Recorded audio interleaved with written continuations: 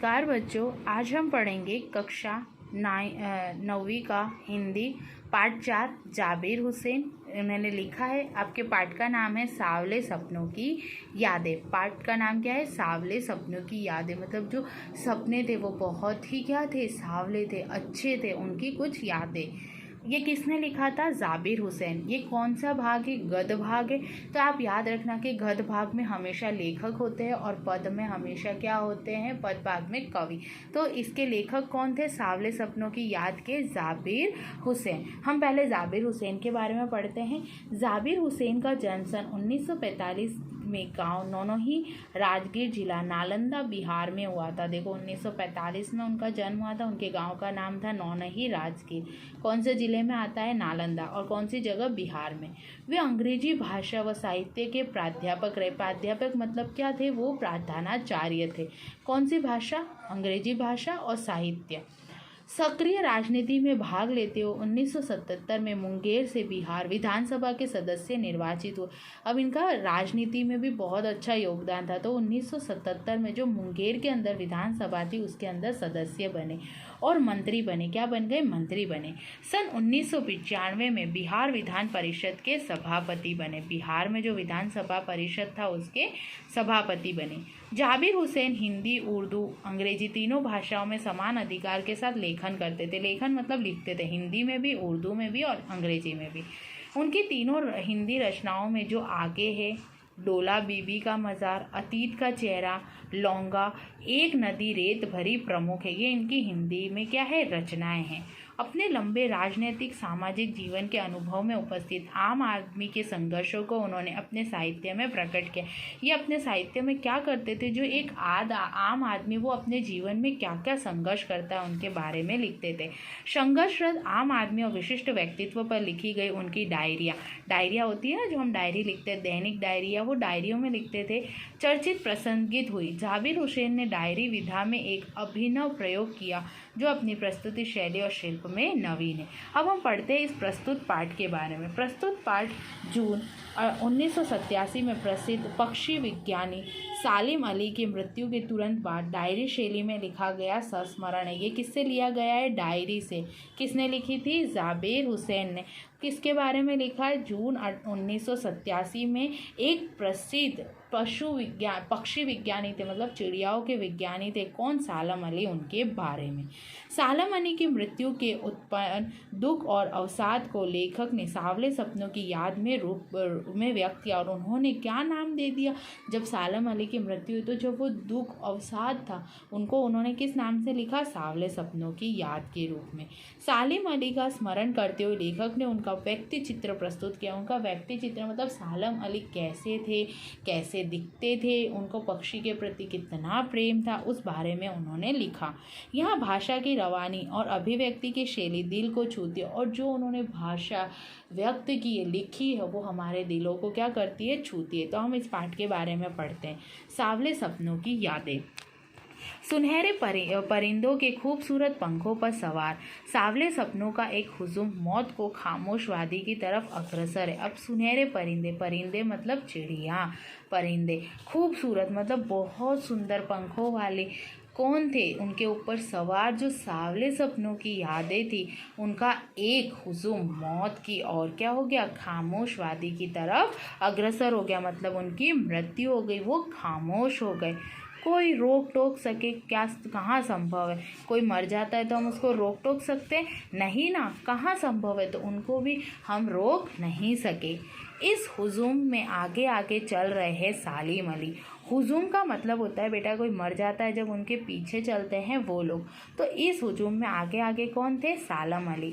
अपने कंधों पर सैलानियों की तरफ अपने अंतहीन सफ़र का बोझ उठाए हुए, और सैलानी जो उनके पीछे पीछे चल रहे थे उनके कंधों पर थे और उनका बोझ उठाए वो चल रहे थे। लेकिन यह सफ़र पिछले तमाम सफ़रों से भिन्न था।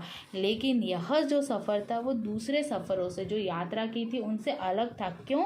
क्योंकि यहाँ पर वो वो किन्हीं और के कंधों पर है, ठीक है, और उनकी मृत्यु हो रखी थी। भीड़ भाड़ की जिंदगी और तनाव के माहौल से सालिम अली का यह आखिरी पलायन था। पलायन मतलब छोड़ देना, चले जाना, पलायन मतलब चले जाना। तो ये जो उनकी भीड़ भाड़ की ज़िंदगी थी, जहाँ पर ज़्यादा भीड़ भाड़ थी, तनाव का जो माहौल था, उससे सालिम अली की ये अंतिम यात्रा थी। अब तो वे उस वन पक्षी की तरह प्रकृति में विलीन हो रहे हैं जो जिंदगी का आखिरी गीत गाने के बाद मौत की गोद में जा बसा हो। अब ये इनके वन पक्षी, वनों से जो पक्षी होते हैं, आपने देखा है ना, बहुत से पक्षी होते हैं, वो प्रकृति में इधर उधर घूमते हैं, गाना गाते हैं। तो इन्होंने उनको किसके तुलना की? वन पक्षी की तुलना की। जाबिर हुसैन ने सालिम अली की वन पक्षी से तुलना की कि जैसे वन पक्षी अपना जिंदगी का आखिरी गीत गाता हुआ मौत को अपने गले लगाता है, वैसे सालिम अली भी क्या हो गए? मौत की गोद में चले गए। कोई अपने जिस्म की हरारत और दिल की धड़कन देखकर भी उसे लौटाना चाहे तो वह पक्षी अपने सपनों के गीत दोबारा कैसे गा सकेगा? अब वो बोल रहे हैं कि कोई अपने जिस्म की हरासत मतलब अपने जिस्म की आत्मा, हरासत मतलब आत्मा, दिल, जो अपना दिल है जो धड़कता है, यदि वो किसी को लौटाना चाहे फिर भी वो पक्षी क्या होता है? दोबारा अपने सपनों के गीत नहीं गाता। कहने का मतलब है कि जो एक बार मर गया और जिसकी एक बार मृत्यु हो गई, हम दोबारा उसको जीवित नहीं कर सकते। मुझे नहीं लगता कोई इस सोए हुए पक्षी को जगाना चाहेगा। सोए हुए पक्षी के बारे किसके बारे में बात करिए? सालिम अली के बारे में, कि मुझे लगता है कि कोई भी ये जो पक्षी सो रहा है उसको नहीं जगाएगा। वर्षों पूर्व खुद सालिम अली ने कहा था, वर्षों पूर्व क्या हुआ? खुद सालिम अली ने कहा था कि लोग पक्षियों को आदमी की नज़र से देखना चाहते। क्या करते हैं लोग? क्या करना चाहते? सालिम अली ने कहा था कि लोग पक्षियों को आदमी की नज़र से देखना चाहते। जो पक्षी है वो आदमियों को आदमी की नज़र से देखना चाहते। किसने कहा था? पक्षी विज्ञान सालिम अली ने। यह उनकी भूल है, ठीक उसी तरह जैसे जंगलों और पहाड़ों, झरनों और आबशारों को वो प्रकृति की नज़र से नहीं आदमी की नज़र से देखने को उत्सुक रहते हैं। अब ये किनकी भूल है कि जो जंगलों को क्या करते? प्रकृति की नज़र से नहीं देखते, खुद की नज़र से देखते। वो उनको अच्छे से नहीं देखते कि ये जंगल है, पहाड़ है, झरने, वो सब भी क्या है? प्राकृतिक विरासत है। प्रकृति उनको जिस हिसाब से देखती है, आदमी उस हिसाब से देखते नहीं हैं। भला कोई आदमी अपने कानों से पक्षियों की आवाज़ का मधुर संगीत सुनकर अपने भीतर रोमांच का सोता फूटता महसूस कर सकता है? अब ये क्या बोल रहे हैं सालिम अली कि कोई व्यक्ति क्या अपने कानों से पक्षियों की आवाज़, जो सुंदर संगीत होता है, वो सुनकर अपने भीतर रोमांच महसूस कर सकता है? हम नहीं करते हैं। चिड़िया की चींची चींची सुनकर क्या हम अपने मन के अंदर एक रोमांच का अनुभव करते हैं? नहीं। लेकिन सालिम अली क्या करते थे? अपने मन के अंदर रोमांच का अनुभव करते थे। एहसास की ऐसी ही एक उबड़ खाबड़ ज़मीन पर जन्मे मिथक का नाम है सालिम अली। और यह एहसास किसको होता था? सालिम अली को। और उनका जन्म इसी मिथक पर हुआ था। पता नहीं इतिहास में कब कृष्ण ने वृंदावन में रासलीला रची थी और शोक गोपियों को अपनी शरारतों का निशाना बनाया था। वो बोल रहे इतिहास में जैसे कृष्ण ने क्या किया था? वृंदावन के अंदर रासलीला रची थी, है ना, और गोपियों के साथ शरारत करते थे, उनको अपना निशाना बनाया था। कब माखन भरे भांडे फोड़े थे, भांडे मतलब मटके फोड़े थे जो माखन से भरे हुए थे, और दूध छाली से अपने मुंह भरे थे और दूध की जो कटोरियाँ होती है उससे पिया था। कब वाटिका में छोटे छोटे किंतु घने पेड़ों की छांव में विश्राम किया था। और कब वाटिका मतलब क्या होता है? बगीचा। कब बगीचे के अंदर उन्होंने बड़े बड़े पेड़ों के अंदर विश्राम मतलब आराम किया था। कब दिल की धड़कनों को एकदम से तेज करने वाले अंदाज में बंसी बजाई थी। देखो आपने देखा है ना कि जब कृष्ण बंसी बजाते तब बहुत जो गोपियाँ थी उनको बहुत आनंद होता था, उनको दिल को बहुत सुकून मिलता था। और पता नहीं कब वृंदावन की पूरी दुनिया संगीतमय हो गई थी। और जब जैसे ही वो बंसी बजाते थे पूरी जो वृंदावन की दुनिया थी वो कैसी हो जाती थी? संगीतमय। लेकिन पता नहीं यह सब कब हुआ था? यह कब हुआ था? जब कृष्ण का जन्म के बाद, हमको नहीं पता। लेकिन कोई आज भी वृंदावन जाए तो नदी का सांवला पानी उसे पूरे घटनाक्रम की याद दिला देता है। देखो वृंदावन के वहाँ एक नदी है, उसका जो पानी है वो ये पूरे घटनाक्रम को क्या करता है? याद दिलाता है। क्यों? क्योंकि वो वृंदावन के नदी के किनारे पर बांसुरी बजाते थे, वहाँ गोपियाँ क्या करती थी? नाचती थी। हर सुबह सूरज निकलने से पहले जब पतली गलियों से उत्साह भरी भीड़ नदी की ओर बढ़ती है तो लगता है जैसे उस भीड़ को चीर कर अचानक कोई सामने आएगा और बंसी की आवाज़ पर सब किसी के कदम थम जाएंगे। अब ये क्या बोल रहे हैं, हर सुबह लोग क्या इंतज़ार करते हैं, सूरज निकलने से पहले जो पतली सी गली है उसमें से भीड़ आकर कहाँ इकट्ठी होती है, नदी के किनारे। और लोगों को यह लगता है कि इस भीड़ को चीरते हुए कोई आएगा और क्या बजाएगा, बंसी बजाएगा और उनकी आवाज़ से हमारे कदम क्या हो जाएंगे, थम जाएंगे। हर शाम सूरज ढलने से पहले जब वाटिका का माली सैलानियों को हिदायत देता तो लगता है जैसे बस कुछ ही क्षणों में वो कहीं से आ टपकेगा और संगीत का जादू वाटिका के भरे पूरे माहौल पर छा जाएगा। अब वो बोल रहे कि कृष्ण जब सूरज ढलेगा तो वाटिका के जो माली होते हैं वो सैलानी, मतलब सैलानी क्या होते हैं, जो घूमने गए होते हैं, वह को हिदायत देता है, मतलब उनको बताता है। और सारे सैलानियों को ऐसा लगता है कि कुछ ही क्षणों में क्या होगे, कृष्ण वहाँ आएंगे और अपनी बांसुरी से इस पूरी वाटिका को संगीतमय कर देंगे। वृंदावन कभी कृष्ण की बांसुरी के जादू से खाली हुआ है क्या? कभी देखा है कि वृंदावन में कृष्ण की बांसुरी ना बजी हो? ऐसा कभी हुआ नहीं है। मिथकों की दुनिया में इस सवाल का जवाब तलाश करने से पहले एक नज़र कमज़ोर काया वाले उस व्यक्ति पर डाली जाए जिसे हम सालिम अली के नाम से जानते हैं। देखो ये हमने अभी क्या पढ़ा, एक उदाहरण पढ़ा कृष्ण का। अब हम सालिम अली के बारे में पढ़ते हैं कि ये जो मिथक है, मिथक मतलब ये सारे जो सवाल जवाब है उनका क्या करना है, हमको देखना है कि इन सवालों के जवाब से अच्छा हम क्या करते, एक जो कमज़ोर व्यक्ति है सालिम अली, उनके बारे में जानते हैं। उम्र को क्षति तक पहुंचने में थोड़े ही दिन तो बचे थे, मतलब क्षति मतलब 100 तक पहुंचने में कुछ ही समय बचा था। संभव है लंबी यात्राओं की थकान ने उनके शरीर को कमज़ोर कर दिया था। क्यों? क्योंकि वो पक्षी वैज्ञानिक थे। वो क्या करते थे, सभी जगह क्या करते थे, घूमते थे। तो अब संभव है, मतलब ऐसा लगता है कि इतनी सारी यात्राएं की इसलिए उनका शरीर कमज़ोर हो गया है और कैंसर जैसी जानलेवा बीमारी उनकी मौत का कारण बनी होगी। और उन्हें कौन सी बीमारी हो गई थी, कैंसर। लेकिन अंतिम समय तक मौत उनकी आंखों से वह रोशनी छीनने में सफल नहीं हुई जो पक्षियों की तलाश और उनकी हिफाजत के प्रति समर्पित थी। देखो जब वो जवान थे, जब वो सब जगह पक्षी को बचाने के लिए जाते थे, उनकी तलाश में जाते थे, तब तक वो रोशनी उनकी, जब तक उनकी मृत्यु नहीं तब तक उनकी आंखों में वो रोशनी वैसी के वैसी ही थी। किसकी? पक्षियों की तलाश में और उनके प्रति अपने जीवन को समर्पित करने वाली रोशनी। सालिम अली की आंखों पर चढ़ी दूरबीन उनकी मौत के बाद भी तो उतरी थी और उनकी आंखों पर चढ़ी दूरबीन मतलब उनके क्या थे, चश्मे भी थे और उनके गले में हमेशा एक दूरबीन रहती थी जिससे वो हमेशा क्या करते थे, पक्षियों को देखते थे। जब उनकी मृत्यु हुई तभी वो दूरबीन उनके गले से, उनकी आंखों से उतरी। उन जैसा बर्ड वॉचर शायद ही कोई हुआ था। बर्ड वॉचर मतलब बर्ड देखने वाला, पक्षी देखने वाला कोई इस दुनिया में नहीं था। लेकिन एकांत क्षणों में सालिम अली बिना दूरबीन भी देखे गए और जब एकांत समय में, जब वो अकेले थे, क्षण मतलब पल, एकांत मतलब अकेले पलों में भी उन्होंने क्या किया था, दूरबीन के बिना उनको देखा था। दूर क्षितिज तक फैली जमीन और झुके आसमान को छूने वाले उनकी नज़रों में कुछ वैसा ही जादू था।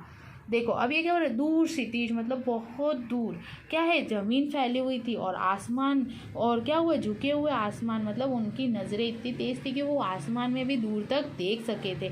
ऐसा जादू था जो प्रकृति को अपने घेरे में बांध लेता था। वो प्रकृति प्रेमी थे तो उनको ये सारी चीज़ें बहुत अच्छी लगती थी। सालिम अली उन लोगों में थे जो प्रकृति के प्रभाव में आने की बजाय प्रकृति को अपने प्रभाव में लाने के कायल होते थे। कायल मतलब काबिल थे। वो प्रकृति के उसमें नहीं आते थे प्रभाव में, वो प्रकृति को अपने प्रभाव में ढालते थे। उनके लिए प्रकृति की हर तरफ एक हंसती खेलती रहस्यमय भरी दुनिया पसरी थी। वो क्या करते थे, प्रकृति को, वो हम देखो जैसे हम देख लेते ना कि यहाँ घना जंगल है, इतने पेड़ पौधे होंगे, इतने पक्षी होंगे, हम क्या करते, प्रकृति के प्रभाव में आ जाते।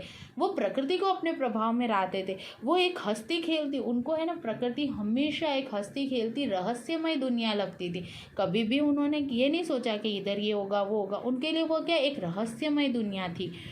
यह दुनिया उन्होंने बड़ी मेहनत से अपने लिए गढ़ी थी। और यह दुनिया किसने गढ़ी थी, उन्होंने अपने लिए गढ़ी थी। जैसे हम, अगर हमको कोई चीज़ अच्छी लगती तो हम हमारे लिए वो चीज़ करते, वैसे उनको प्रकृति हंसती खेलती रहस्यमय दुनिया लगती थी, उन्होंने अपने लिए बनाई थी। इसके गढ़ने में उनकी जीवन साथी तहमीना ने काफ़ी मदद पहुंचाई थी। तहमीना कौन थी? उनकी जीवन साथी।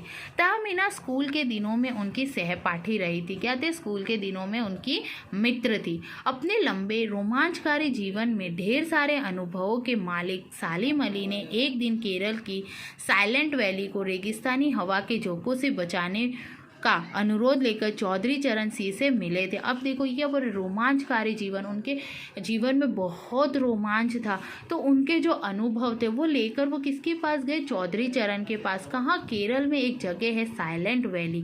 वो क्या है? रेगिस्तान की हवा थी, वहाँ पर बहुत सारे रेगिस्तान थे, उससे बचाने के, ये रेगिस्तान ना हो जाए उससे बचाने का प्रस्ताव लेकर वो चौधरी चरण से मिले। वे प्रधानमंत्री थे। कौन थे? चौधरी चरण प्रधानमंत्री। चौधरी साहब गांव की मिट्टी पर पड़ने वाली पानी की पहली बूंद का असर जानने वाले नेता थे। कौन? चौधरी साहब क्या थे? गांव की मिट्टी पर कब बारिश हुई, आप देखते हो ना, वो सब ब्यौरे पर जाते हैं प्रधानमंत्री, मंत्री, बोले जानने वाले आप पहले व्यक्ति हैं। पर्यावरण से संभावित खतरों का जो चित्र सालिम अली ने उनके सामने रखा उसने उनकी आंखें नम कर दी थी। अब देखो सालिम अली ने कहा कि यदि इस जगह पर बरसात नहीं होती, यदि हम उसको है ना पेड़ पौधे नहीं लगाते तो क्या होगा? पर्यावरण पर यहाँ पर बहुत सारे खतरे होंगे। ये सिर्फ किसने बताया? सालिम अली ने। किसको बताया था? सालिम अली ने किसको बताया? चौधरी चरण को। आज सालिम अली नहीं है। आज सालिम अली मतलब क्या? वो नहीं है, उनकी मृत्यु हो गई। चौधरी साहब भी नहीं, वो चौधरी साहब भी नहीं है। कौन बचा है जो अब सौंधी माटी पर उगी फसलों के बीच एक नए भारत की नींव रखने का संकल्प लेगा? अब ऐसा कौन बचा है जो क्या करे? इस सौंधी माटी पर क्या करे? फसलें उगाए और एक नए भारत की नींव रखे, एक नया भारत बनाने का संकल्प ले। कौन बचा है जो अब हिमालय और लद्दाख की बर्फीली ज़मीनों पर जीने वाले पक्षियों की वकालत करेगा? आप देखो क्या बोल रही है, कौन है हमारे? देखो सालिम अली। सालिम अली क्या करते थे? पक्षियों की वकालत करते थे। लेकिन अब ऐसा कौन है जो सालिम अली के बाद जो हिमालय और लद्दाख की जो बर्फीली प्रदेश है वहाँ पर जो पक्षी पाए जाते हैं उनकी वकालत करेगा, उनकी हिफाजत करेगा, उनकी रक्षा करेगा? सालिम अली ने अपनी आत्मकथा का नाम रखा, उसने देखो एक आत्मकथा लिखी थी जो खुद के बारे में होती है, fall of a sparrow. Sparrow मतलब चिड़िया, फॉल ऑफ अ स्पैरो। मुझे याद आ गया D.H. लॉरेंस की मौत के बाद लोगों ने उनकी पत्नी फ्रीडा लॉरेंस से अनुरोध किया कि वह अपने पति के बारे में कुछ लिखे। उनको अचानक से याद आ गई सालिम अली के। क्या हो गया था कि D.H. लॉरेंस थे, उनकी मृत्यु के बाद जो उनकी पत्नी थी उनसे अनुरोध किया था कि आप उनके व्यक्तित्व के बारे में लिखो। किसके बारे में? फ्रीडा लॉरेंस को बोला अपने पति D.H. लॉरेंस के बारे में। फ्रीडा चाहती थी कि ढेर सारी बातें लॉरेंस के बारे में लिख सकती थी, लेकिन उसने कहा मेरे लिए लॉरेंस के बारे में कुछ लिखना असंभव सा था। क्यों? क्योंकि जिसके बारे में इतनी सारी अच्छी बातें होती उनके बारे में कुछ शब्दों के अंदर लिखना असंभव होता है। मुझे महसूस होता है कि मेरी छत पर बैठने वाली गोरैया, देखो अब उनकी पत्नी बोलती है कि मेरी छत पर क्या थी? जो गोरैया बैठती थी वह ढेर सारी बातें जानती थी। किसके बारे में? लॉरेंस के बारे में। जो बातें मैं नहीं जानती थी वो लॉरेंस के बारे में कौन जानता था? गोरैया, स्पैरो। मुझसे भी ज़्यादा जानती थी, उससे भी ज़्यादा। क्यों? क्योंकि लॉरेंस सबसे अधिक किसके साथ बिताते थे? गोरैया और पक्षी के साथ समय। वे सचमुच इतना खुला खुला और सादा दिल आदमी था। क्या थे? खुले दिल के थे और सिंपल सादे दिल के आदमी थे। मुमकिन है लॉरेंस मेरे रगों में, मेरी हड्डियों में समाये है। मुमकिन है कि लॉरेंस अभी तक, उनकी पत्नी बोलती कि मेरे रगों रगों में है और मेरे हड्डियों के अंदर समाये है, मतलब निहित है। लेकिन मेरे लिए कितना कठिन है उनके बारे में अपने अनुभवों को शब्दों का जामा पहनाना। जामा मतलब कपड़े पहनाना। बोले मेरे लिए बहुत कठिन है कि मैं उनके अनुभवों को अपने शब्दों के कपड़े पहनाऊं। मैं उनके बारे में नहीं लिख सकती हूँ। मुझे यकीन है मेरी छत पर बैठी गोरैया उसके बारे में और हम दोनों ही के बारे में मुझसे ज़्यादा जानकारी रखती होगी। और मुझे इतना पता है कि मेरे छत पर जो हमेशा गोरैया आती थी वो हम दोनों के बारे में बहुत अच्छे से जानती होगी। जटिल प्राणियों के लिए सालिम अली हमेशा एक पहेली बने रहे। गए। जटिल प्राणी मतलब जो बहुत कम मिलते हैं। बचपन के दिनों में उनकी एयरगन से घायल होकर गिरने वाली नीलेकंठ की वह गोरैया सारी जिंदगी उन्हीं खोज के नए नए रास्तों की तरफ ले जाती रही। देखो अब वो कैसे पक्षी प्रेमी बने थे सालिम अली। उनके साथ एक घटना घटी थी। क्या? बचपन में जो एयर गन थी उनके पास खिलौने की गन, उससे एक नीलेकंठ की गोरैया क्या हो गई थी, घायल हो गई थी। और उन्होंने उसको क्या किया था, संभाल कर रखा था। तो वो पूरी जिंदगी है ना उनको ये चीज़ रही कि यदि मैं इस पक्षी की रक्षा कर सकता हूँ तो क्यों ना मैं जगह जगह घूमकर दूसरे पक्षियों के बारे में भी लिखूँ, उनके बारे में जानकारी प्राप्त करूँ। तो उनको इस नीलेकंठ की गोरैया से ये पक्षी विज्ञानी का क्या हुआ, उस तरफ उनको ले गए। जिंदगी की ऊंचाइयों में उनका विश्वास एक क्षण के लिए भी नहीं डिगा था। डिगा मतलब डगा था, यहाँ पर डिगा नहीं है, डगा है। कभी भी उनका विश्वास क्या था, डगा नहीं था। वो कितनी भी ऊंचाइयों पर क्यों ना चले जाए, वो जाते थे, हिमालय की चोटियों पर भी जाते थे पक्षियों की तलाश में। वो लॉरेंस की तरह नैसर्गिक जिंदगी का प्रतिरूप बन गए। और जैसे वो लॉरेंस पक्षी वैज्ञानिक थे, वैसे सालिम अली भी क्या हो गए, एक प्रसिद्ध पक्षी वैज्ञानिक बन गए। सालिम अली प्रकृति की दुनिया में एक टापू बनने की बजाय अथाह सागर बनकर उभरे थे। देखो सालिम अली एक छोटे से टापू नहीं बने थे। क्यों? क्योंकि उन्होंने प्रकृति को अपने प्रभाव में रंगा था, प्रकृति ने उनको अपने नहीं। तो वो जो अथाह सागर था उसके रूप में उभर कर आए थे। जो लोग उनके भ्रमणशील स्वभाव और उनकी यायावरी से परिचित थे, उन्हें महसूस होता था कि वो आज भी पक्षियों के सुराग में ही निकले। देखो जो उनके आसपास रहते थे, जो उनके भ्रमणशील मतलब यात्रा वाले स्वभाव से परिचित थे, उनको अभी भी यही महसूस होता था कि वह किसी पक्षी के सुराग में कहाँ निकले हैं, यात्रा पर निकले हैं। और बस अभी गले में लंबी दूरबीन लटकाए अपने खोजपूर्ण नतीजों के साथ लौट आएंगे और वो उस पक्षी के सुराग में जाकर आएंगे कि वो कहाँ रहती है, कैसे रहती है, क्या खाती है, वो सब उनको नतीजों को लेकर वापस आएंगे। जब तक वो नहीं लौटते क्या उन्हें गया हुआ मान लिया जाएगा? मतलब जब तक वो वापस नहीं आते तो हम उनको नहीं मान सकते कि उनकी मृत्यु हुई है।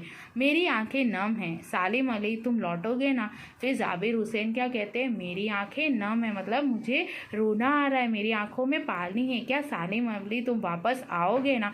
तो आपने देखा इस कहानी के अंदर कैसे एक व्यक्ति पक्षी प्रेमी होता है और उसके बारे के अंदर जो ये जाबिर हुसैन थे, जो हमारे कौन थे लेखक, उन्होंने बहुत अच्छे से उनका व्यक्तित्व बताया था। धन्यवाद।